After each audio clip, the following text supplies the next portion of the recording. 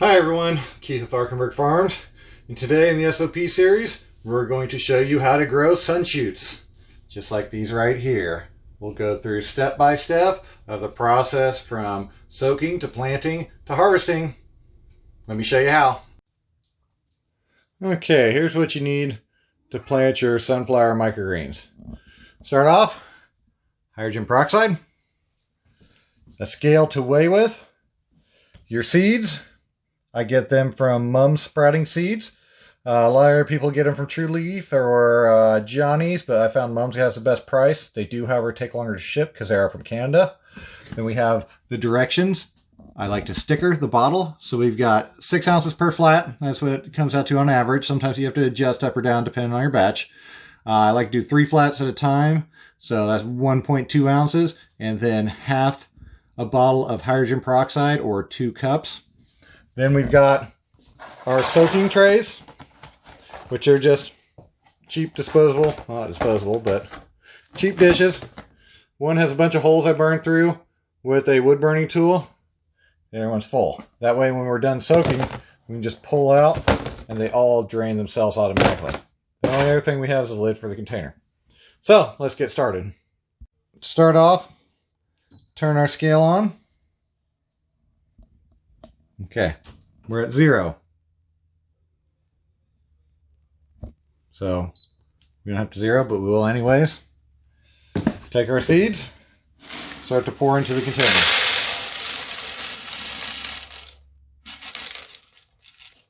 We're at 14 ounces.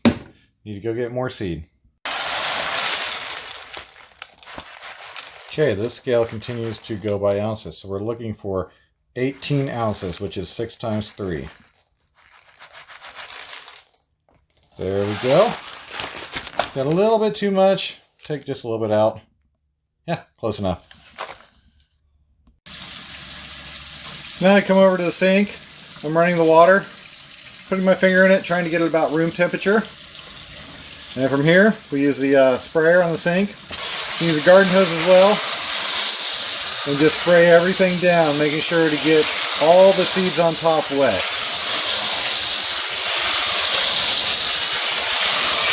We'll continue this until we have the right amount of water.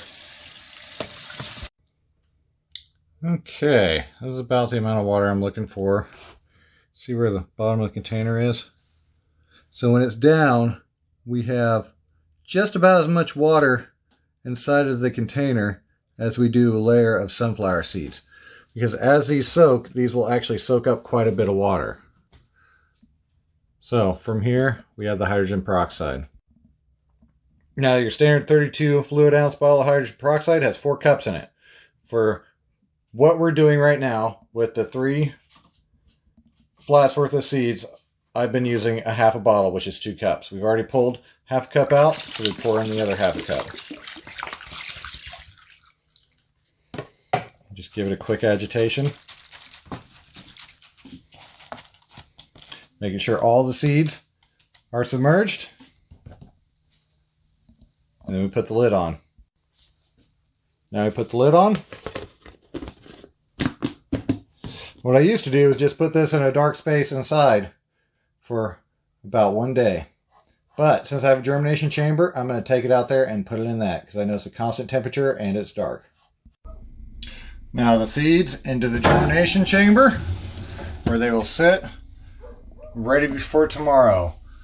Right now we're at about 68 degrees in here. A lot of people like to turn up their germination chamber around 74, 75, maybe closer to 80 for germination of microgreens. Me, I always keep it at 68 because that's where I keep everything at. So this is the end of day 1 where they sit. We'll come back tomorrow and get ready to start our flats and get them planted. So, the seeds have been soaking about 24 hours. This is where the tote with the holes in it comes in handy. You just dump off your excess water. Then we rinse.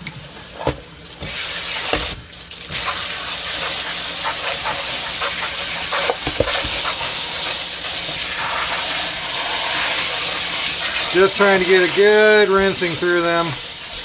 Get any particulates that's in them or dirt.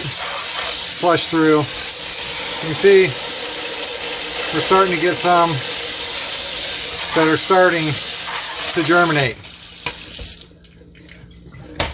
All right, we'll drain this the rest of the way. We'll take it out and start seeding our flats. Here's what we're using for our flats. 1020 slotted bootstrap farmer, and then solid ones for underneath each of them because we always bottom water. Soil right here, it is a Pro Mix PGX. Get it in bales and just crumble it down. Now I do like to add some of our starter fertilizer. I grind it up in a coffee grinder to where it's fine. We add 1/8 of a cup to the bottoms of each of these flats, and like I said, I just found it kind of helps the sun shoots get a little bigger quicker, so we don't have to worry about that true leaf coming out.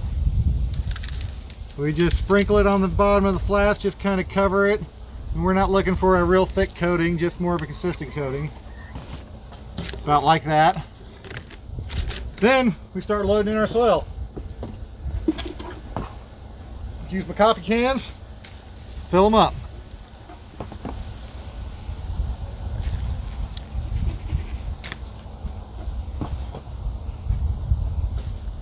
So we're just trying to get them up close to being full right now.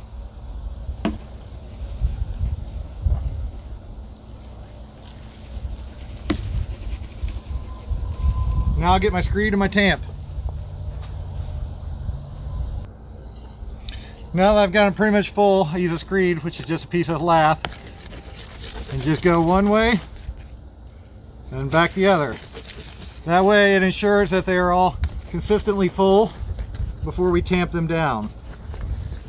I'm just cutting the extra soil off, and we'll pull this back into the tote and reuse it. Okay, so now they're all flat. Use my tamp, which is just a board with some screws in it. Start at one side and push, push, go back the other way. We do that at all three, giving it a nice compaction. That way it'll give a nice firm bed for the seeds to sit on. All right, now I'll clean off the table. Now it's time to water them in. Just use a light mist and just work my way back and forth until we got a good saturation of water. I'm looking for the kind of sheen on the top and set for a second before I move on. That way we're assured that our soil has full moisture levels in it. Just about like that. You can kind of feel them too.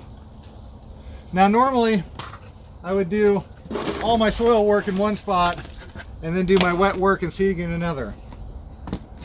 But today I'm doing it all in the same. So now take our seed and I just start to make lines, and I just eyeball it out into thirds.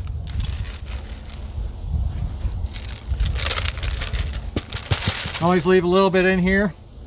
So now take the palm of our hand and our base of our hand and just move the seeds around until we get a pretty even, consistent layer of seeds. And anywhere where I see I'm not going to make it, put just a little bit extra for to kind of sprinkle in. Shouldn't take you long. It's not an exact science. We're just trying to cover the seeds on the flat.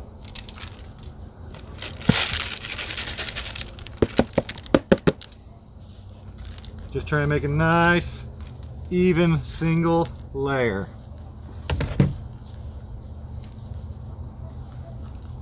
There we go. Just like that. Now, we water in our second time. Same thing. Start knot on it. Go over, back and forth. Right now we're just trying to get the moisture up the rest of the way. Get our seeds bedded in. And from here, we take one of our flats without holes, put it on the bottom, stack our flats, one on top of the other. Then we get to the top. Use our last flat with no holes. Place it on top. We'll go put it in the germination chamber again and check on it each day. We'll put a brick right on top of that. That'll help put weight on it. Okay, so now we load our flats into the germination chamber. Place one concrete block. There we go. Right in the center on top. Still at 68 degrees. And we'll let this sit and come back and check on each day. We'll look for these to actually start to push each other apart, and that's when we know they're ready to come out. So this concludes day 2. Day 3. No change. Just starting to get tails coming out of them. Day 4. They're just starting to push down and lift. Okay, I did not get anything recorded for day 5, but there was no movement. Day 6, we have now lifted. This is what you're looking for. The trays are lifting each other apart. It's time to come out. We come out and go underneath the light.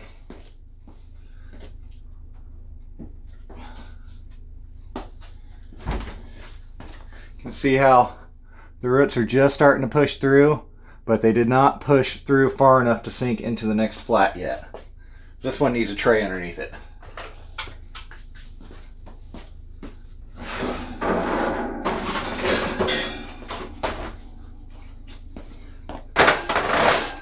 So all these have a tray of some sort underneath, and that way we can bottom water the flats. Alright, keeping the flats in here, about 70 degrees. We're about, I don't know, 7 inches underneath our light. We're just using 2 fluorescent grow bulbs, or the purple ones. You can use a multiple different varieties of lights, which we also do. That's just what I have set up in here. So this concludes day 6, where they're pulled out. From here, we will continue until harvest. Here we are, day 7. They're just starting to pick up and push out of their shells. So from here, check the weights, see if they need watered, which this is typically the first day I start watering. For watering, we do bottom watering. The watering process is pretty simple. I've got 32-ounce cup, got a 5-gallon bucket of water down here below me. I just fill my cup, pick up the tray because we're bottom watering outside of this other one, filled up, slowly lower it in. Now I'll do this on the other 2, and this will conclude day 7. We'll continue watering each day until they're ready to harvest. Today's Wednesday, so we've got about 3 days left. And they should be good to go. Here is day 8. Just starting to pop out of shells. Not quite time to pet them, but we will water them again with another 32-ounce cup of water. Here we are, day 9. Everything has stood up now. They're just starting to kick their shells. Here's what we're looking like on the inside. The true leaf is just starting to form. So we will water, and then we go through and do a petting, which kicks a lot of the shells. We'll do the same thing tomorrow, and we'll harvest them tomorrow. You can see hear all the shells falling off right there. There we go, one more day and then harvest. So here's our 10th and final day. Nice, clean, sun shoots, true leaf right there in the middle, just starting to push out, but it has not formed a leaf yet. And then to get the rest of the seed holes off, just like usual, give them a light petting. You just, some are easier than others sometimes, it just kind of depends. Like those came real clean. Those are holding on a little harder. And that one over there is kind of in between. But got a nice yield. I mean, we're hand high, so it's ready to time to harvest. Okay, it's time for harvest. I have a, is this a 6 or 8 inch vegetable knife? Got it good and sharp. Take it over a steel every once in a while to keep it good and sharp. And then for harvesting by hand, it's real simple. You just push back, put the knife down flat, and make a single cut. Make another cut, another cut. Then we just gather it up, and we've got good amount of sun shoots. You want to be careful not to go in too deep when you're pulling them back out, because you'll start to pull roots up behind. So again, it is, let me get you around the other direction. So again, lean the shoots back, single cut, single cut, single cut, and at the end I come back the other direction. The whole time I'm holding the blade at about this angle as I pull through. I'm just pulling straight. And we gather our shoots into our tote. The other method is to just grab a handful and 45-degree angle again back to you. You get a nice handful every time. Usually the first 2 cuts I do sideways, and then this last one I just bring back to me. Just feel like I got a little bit more control in the back like this.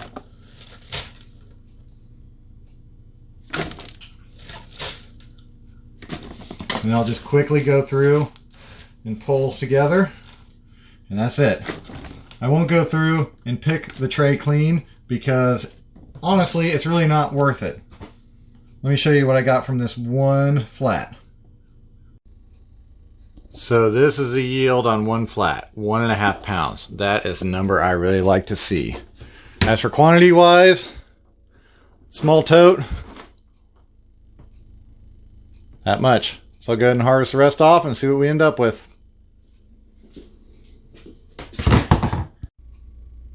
There's my final harvest total off of 3 flats, 4 3/4 pounds. Really good. That's over 1.5 pounds flat, and that's what I like to see. Here is our final results. A bunch of beautiful sun shoots.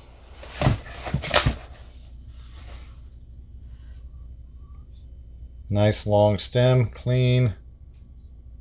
No true leaf starting yet. Well, just a little bit of one in the center. And on top of that, they taste delicious. Now, for washing these, here, wash them in a tote, agitate them around. All the shells will gather like to a corner, and you just continuously scoop those out, and then you get the rest on the drying rack. Or you throw them in the bubbling tank, and the same thing will happen. When they're all agitating around in the bubbler, the seed holes will push towards one side. I'll have to do a video on that later, showing the process of that. But yeah, they'll all go towards one side, and you just kind of scoop them out and just toss them as you go, and eventually you have no seed holes left, and the rest fall on the drying screen. Well, I hope y'all like what you saw here today. If you did, don't forget to like and subscribe. And just a reminder, this is the first part of my SOP series I'm doing on the farm. So I encourage you all to watch and share these with your workers as well. I'm building these specifically for a training program on the farm, but you're more than happy to use them. So thank y'all. Have a good day.